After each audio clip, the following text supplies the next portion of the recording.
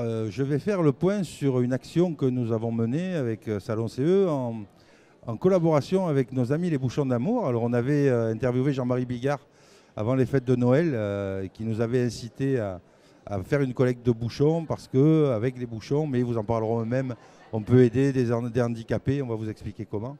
Et donc, j'avais demandé aux amis du Salon CE de Paris de nous donner un coup de main et de relever le challenge et de nous amener des bouchons. Alors, j'étais allé voir mon ami Marcel Blondel qui est là, qui est secrétaire général de l'Union régionale Île-de-France, CFTC. Et je lui ai proposé, est-ce que tu penses, Marcel, que tu peux ramener des bouchons? Il m'a dit, on va essayer. Je ne sais pas ce que ça va donner, mais ça me plaît bien. Donc quand je l'ai appelé 3 jours avant le salon, il me dit, je dois avoir 3 ou 4 cartons. Puis finalement, ça a un peu dépassé ses espérances.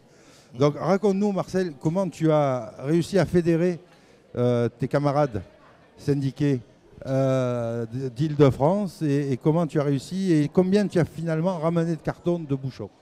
Alors franchement, je ne saurais pas la quantité parce que je sais que ça continue encore à rassembler dans les UD. Ils m'appellent encore à quand est-ce que je livre, alors je dis stop.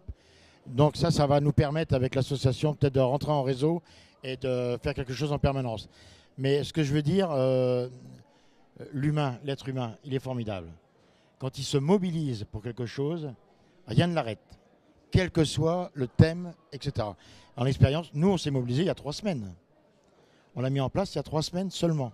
Donc il faut mettre en place la structure, il faut dire aux responsables, là ce qui se passe, il faudrait aider l'association Bouchons d'Amour, parce qu'ils font ceci avec cela. Alors j'ai eu peut-être de la chance d'avoir des militants de chez nous qui connaissaient déjà l'association, qui militent en tant qu'individus et qui font quelque chose. Et puis en même temps, j'ai motivé un peu les troupes. Les troupes syndicales, il faut les motiver toujours, en disant il y a un concours. Et celui qui m'amène 2 tonnes, 1 tonne, ben, il aura droit à l'eau, etc.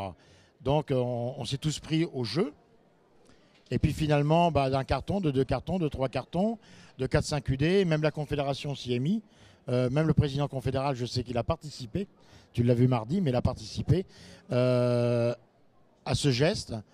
Je qualifierais le geste d'amour de la part de nos militants et nos militantes qui vont continuer. Et je pense que ça a pris une telle ampleur, c'est qu'on avait arrêté, nous, notre concours en interne jeudi. Or, dès lundi à 10h, je te téléphonais encore en disant je ne sais plus quoi faire de mes cartons, j'ai des sacs, j'ai les entreprises qui commencent également à rentrer dans le jeu. Je sais qu'il y a des écoles qui sont rentrées dans le jeu avec des militants en Seine-et-Marne. Donc il faut qu'on mette, maintenant on en est à réfléchir, il faut une structure permanente avec des militants qui sont déjà investis et puis trouver les adresses, les lieux. Là commence à démarrer, mais je pense que ça va être une longue histoire. Alors je profite, puisque tu es là, à travers Marcel et l'Union régionale Île-de-France CFTC, je voudrais aussi remercier Vacances Transat qui a participé et d'autres exposants qui se sont associés et qui ont amené aussi des bouchons.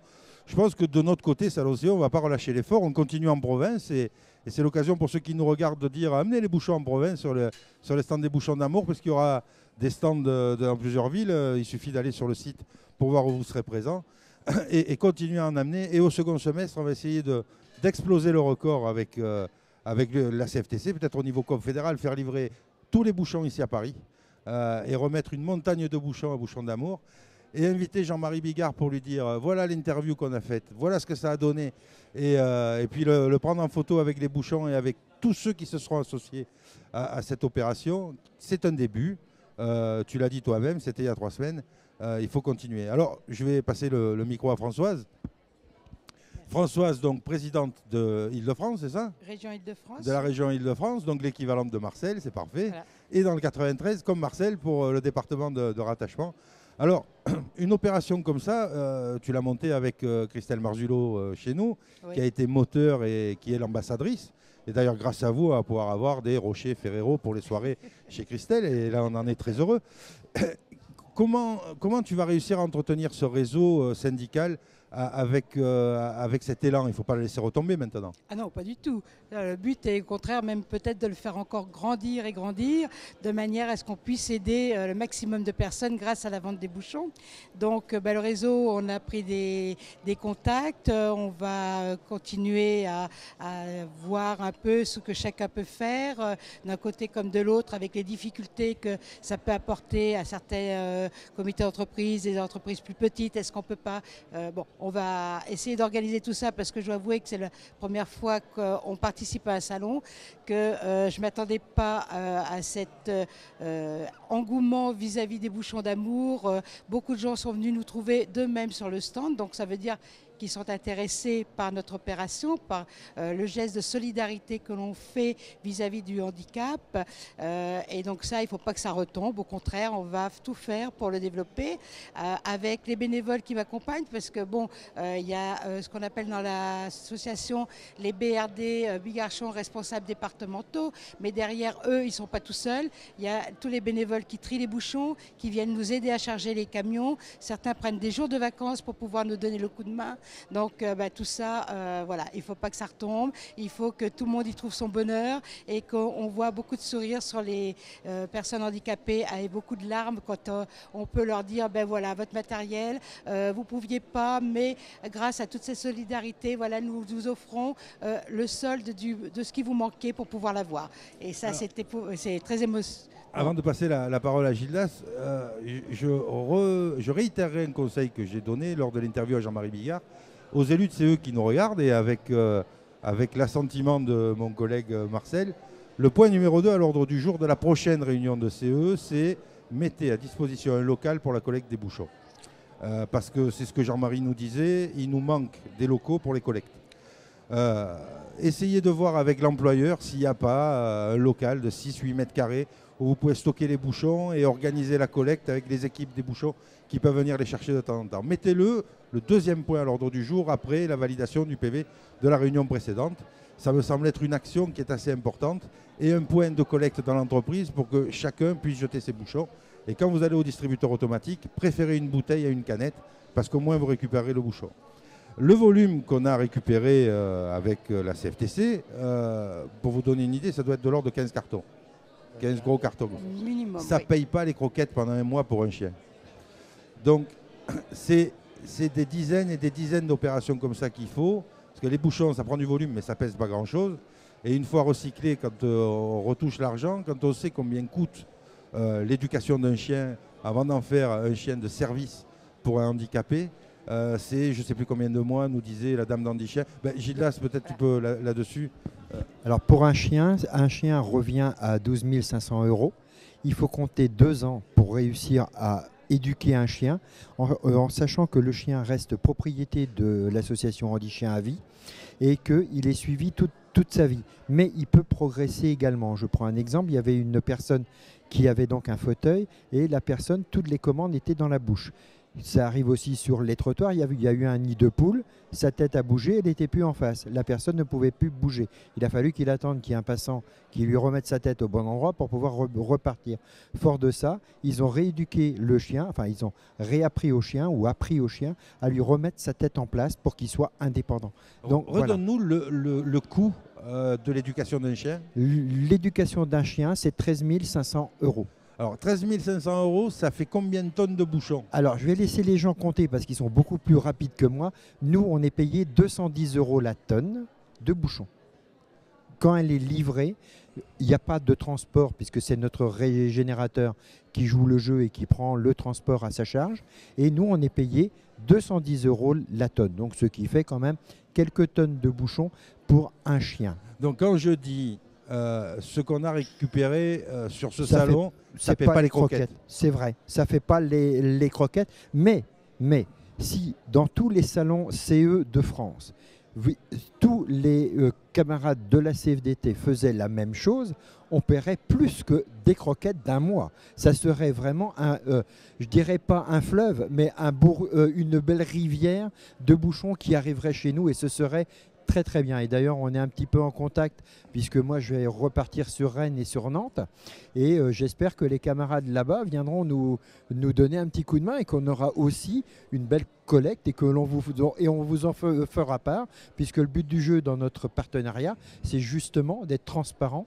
Notre association est transparente dès le départ, mais que les partenariats soient aussi quelque chose de transparent et que vous, sur Web TV, vous puissiez les faire vivre tout au long de cette année de manière à ce que les 2000 tonnes que l'on s'est fixées avec Christelle ne soient pas qu'un 20 mots, mais quelque chose que allez, je ne dirais pas qu'on va dépasser. Si des gens pouvaient les atteindre, ce serait bien, en sachant que l'année dernière, donc en 2013, on a réussi à collecter au niveau national 1450 tonnes. Voilà le programme et le projet que l'on a ensemble. Je pense qu'on a un petit peu de boulot à faire, mais c'est bien. Je crois que tu voulais dire quelque chose, Marcel. Oui, moi je voulais dire quelque chose, comme il y aura une suite, on va faire une suite. Et j'ai bien entendu l'histoire de PV. Moi, en rentrant déjà dès la semaine prochaine, j'ai déjà félicité mes équipes et je vais leur demander maintenant, il faut que ça soit constant. Il faut mobiliser les comités d'entreprise. Car là, ce qu'on a mobilisé, c'est notre réseau propre CFTC. Je sais qu'il y a des comités d'entreprise qui ont joué le jeu, je sais qu'il y a des écoles qui ont joué le jeu, mais on va aller plus loin que ça. Donc on va mobiliser tous nos comités d'entreprise de la région parisienne. Et je ferai le message au niveau national, là où il y a Exposium, et notamment là c'est pour Nantes, je crois, Nantes et Rennes. Je vais appeler très rapidement, je ne sais pas à quelle date Nantes et Rennes, je ne me souviens plus. C'est au mois de mars. Au mois de mars, donc j'aurai le temps. Rennes, c'est dans 15 jours et Nantes, c'est au mois de mars. Donc j'aurai le temps de passer des mails en disant les copains, mobilisez-vous, vous devez d'amener des bouchons d'amour et on rentre dans le process et ça va rentrer. Et je pense que c'est le réseau qu'il faut construire. C'est assez simple. Je pense que pour les comités d'entreprise, les syndicats, quels que soient les syndicats qui vont jouer le jeu, enfin nous on va pousser, on va demander aux chaînes d'entreprise d'avoir des locaux parce que effectivement ça va être le problème des locaux. Alors il y a des chaînes d'entreprise qui vont jouer le jeu très facilement. D'autres, ils auront quelques difficultés. Mais je pense que c'est trouver effectivement de l'espace pour stocker, pour ensuite organiser le transport. Et c'est ça qui va nous mobiliser pour nous. Mais la mobilisation, nous, elle est partie. Je ne pourrais plus l'arrêter. Tu ne pourras plus l'arrêter? Non. Alors, la communication va reprendre le dessus, j'imagine, avec quelques événements. Est-ce qu'on peut imaginer d'associer l'organisation syndicale CFTC, qui est très mobilisée, à quelques actions Bouchons d'amour? Oui, on peut aller faire de la sensibilisation quand on nous le demande, expliquer aux gens et réexpliquer à quoi servent les bouchons, pourquoi on fonctionne comme ça, comment, qui... Bon, on peut faire beaucoup de choses. Monsieur parlait des écoles, c'est notre meilleur terrain parce que les enfants sont ravis de pouvoir... On ne leur demande pas d'apporter de l'argent, donc les parents ne leur refusent pas.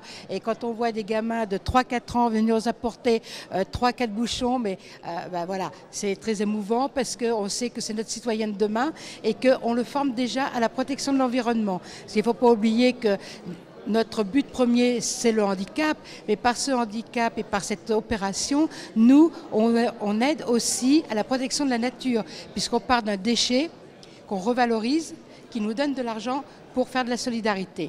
Donc il y a une boucle qui est bouclée et avec les enfants, vraiment c'est merveilleux.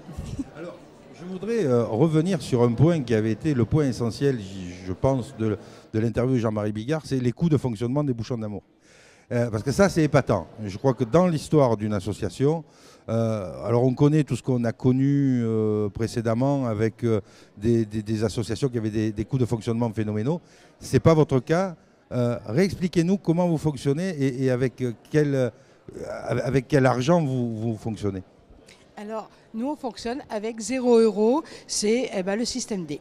Donc, sur le 93, puisque je suis également responsable du 93, on a eu la chance d'avoir l'écoute, il y a 10 ans, de la mairie de Montreuil qui nous a mis à notre disposition gratuitement un local.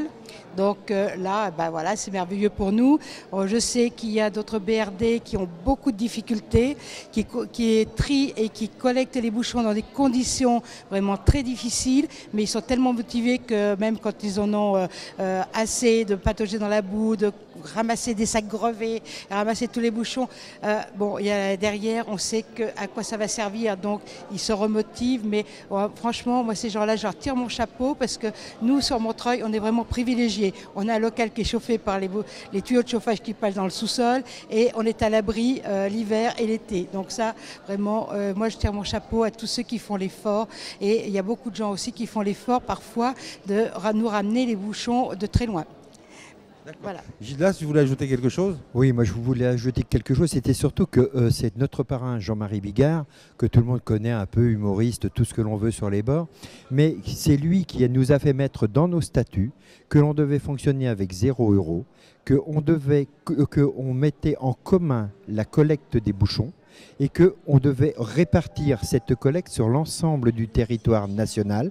Ça fait partie des valeurs qu'il défend, et que d'autre part, il nous impose à nous, bureaux, de dépenser l'intégralité de la somme qui est collectée tous les ans. C'est-à-dire qu'il ne veut surtout pas qu'il y ait de magots à droite, à gauche, et que globalement, si quelqu'un part avec la caisse, eh ben, il part avec un sac de bouchons. Je dirais que ça fait rire tout le monde, mais ça ne porte pas plus que ça à conséquent. Et je pense que c'est très important de le dire, que ce soit aux entreprises, que ce soit au comité d'entreprise, que ce soit aux syndicats, à tout le monde. Je dirais cette garantie-là fait que c'est quand même une belle image et qu'il n'y a pas de risque à prendre. C'est transparent, on a des comptes, vous pouvez aller sur Internet, sur le site national, vous avez les comptes du national. On a sur les régions, vous avez les comptes des régions. On n'a rien à cacher. Tout est clair, transparent. Et je crois que c'est vraiment la volonté de Jean-Marie qui faisait avec nous en réunion de bureau, parce qu'il vient vraiment travailler avec nous dans le bureau national. Il donne son avis. C'est pas que pour aller dans les médias qu'il le fait. Il y croit vraiment. Et je pense que c'est important et que ces valeurs-là sont aussi des valeurs par les temps qui courent, qui sont quand même relativement intéressantes. Oui, alors Jean-Marie disait qu'il avait même négocié avec la banque 0 € de frais sur l'année.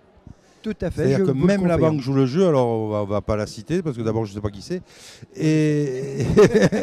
Mais on peut saluer cette initiative d'un banquier qui, là, nous montre qu'ils savent faire autre chose que facturer des agios hors de prix. Marcel, tu voulais peut-être rajouter quelque chose ? Parce que justement, en introduction, je disais que quand les gens sont convaincus de quelque chose, ils ont besoin de peu de choses. C'est par conviction, c'est par amour. Et l'amour, c'est gratuit, ça n'a pas de prix. C'est pas chiffrable. Et je pense que quand on se bat pour quelque chose, quelle que soit la chose, on le fait par amour et donc on le fait sans compter. Donc on ne parle pas d'argent. Et je pense que cette philosophie, nous, elle peut nous plaire à la CFTC. Hein, tel que tu nous connais toi, ça peut nous plaire. Parce que c'est fait par conviction. Et par conviction, on n'a pas besoin de commencer à compter à droite à gauche. C'est une question d'organisation et de conviction, de chaîne humaine, de solidarité. Et ça peut nous plaire. Alors je crois que c'est un bel enchaînement. Et j'allais dire, tiens, parce que moi je suis toujours épaté par les gens qui ont des engagements comme cela. Qu'est-ce qui t'a pris un matin en te levant en disant je vais récupérer les bouchons ? Il faut avouer que je connais Guy Petit depuis plus de 20 ans, qu'on était dans la même association. Je suis au bureau de l'association qui gérait ces établissements où il était chef d'État, enfin directeur général. Et un jour, il est venu en nous disant, écoutez, on collecte les bouchons, ça nous permettra d'aider nos résidents pour acheter des fauteuils. Donc j'ai dit oui, j'avais mon fils dans cette association-là, donc j'allais pas... et l'idée m'a plu parce que justement, 0 € de fonctionnement, c'est avec notre cœur qu'on le faisait, on n'a pu en tirer aucun bénéfice, si ce n'est celui des sourires et des gens qui reçoivent ce chèque, de la solidarité. Donc j'ai dit, je pars. Seulement, voilà, à la maison, on boit de l'eau du robinet, un petit peu embêtant quand même pour donner des bouchons. Donc je me suis dit, comment je peux faire ? J'ai mis une boîte à chaussures chez mon boulanger du coin avec un petit mot, voilà, mettez vos bouchons pour permettre à des personnes handicapées d'avoir des fauteuils à l'époque. Et j'ai eu un bouchon, 2 bouchons, 3 bouchons. Puis un jour, il y a une personne qui est venue me trouver en me disant, mais j'ai des sacs de bouchons, qu'est-ce que j'en fais ? Vous me les donnez. Alors on est parti, j'allais régulièrement à Mortagne, donc j'apportais mes bouchons à Guy. Et puis la voiture est devenue trop petite, notre garage se remplissait terriblement et mon mari m'a dit bientôt la voiture va être dehors et puis nous aussi. Donc j'ai demandé à la mairie s'il n'y avait pas un local et c'est parti comme ça, de ma petite boîte à chaussures, on en est à des tonnes de bouchons et j'en suis ravie et voilà. C'est une très jolie histoire et j'espère que ça va susciter beaucoup de vocations. Et pour conclure en 1 minute ou 2, Gildas, toi, qu'est-ce qui t'a pris un matin de te dire je vais ramasser les bouchons ? Alors moi, ce qui m'a pris, c'était simplement que je voulais m'occuper de jeunes. On s'occupait d'une association de jeunes et on avait entendu parler des bouchons. Donc on a cherché partout, on a pris tous les circuits qui existaient. Et un jour, c'est l'ADEME qui nous a téléphoné, qui nous a dit « Vous regardez la télé, vous allez avoir la réponse à vos questions ». On a dit OK, on a regardé. Il y avait un gars qui s'appelait Jean-Marie Bigard qui était en face et son discours m'a plu. Je reviens, les 0 €, la transparence, le machin, ça m'a parlé et depuis, ça va faire... on va dire 14 ans que je suis dedans et puis j'ai pas envie de m'arrêter, j'ai envie que l'histoire elle continue. T'es pas un peu obsédé par les bouchons des fois ? Un peu, mais il faut pas le dire. Mais bon, c'est vrai que ma femme me dit quoi, tu pars à Paris pour les bouchons, mais tu es complètement à l'ouest. Et puis en même temps, tu es complètement à l'ouest et me dit vas-y, quoi, ça, c'est son coup de pied au cul pour que j'y aille, quoi. Donc c'est vrai que ça prend un peu chez nous. Alors moi, à la différence de beaucoup, le handicap, je ne le connaissais pas. Donc je l'ai fait vraiment, c'était pas pour moi. Et ce que j'ai adoré, parce que par la suite j'ai eu des problèmes de santé. Ce que j'adore aussi dans la charte qu'a pondue Jean-Marie, c'est que nous, les bénévoles, on s'interdit de pouvoir profiter de l'association. C'est-à-dire que même si moi un jour je suis en fauteuil, je sais que par principe l'association ne m'aidera pas. C'est vraiment du désintéressement total et je pense qu'au jour d'aujourd'hui, c'est réconfortant, c'est réchauffant et on a envie de se bouger et je crois qu'on va se bouger pas mal là-dessus. Voilà. On va conclure là-dessus. Merci aux bouchons de faire ce que vous faites à longueur d'année. Merci à l'organisation syndicale CFTC, mais par-delà, je pense que ça va faire boule de neige et que les autres vont s'y mettre. Et j'espère qu'on va faire péter le record au second semestre. Et je vous remercie beaucoup de votre présence et puis à très bientôt sur le plateau de la Web Télé Salon CE. Et moi, je voulais vous remercier Salon CE de tout ce qu'ils font pour nous.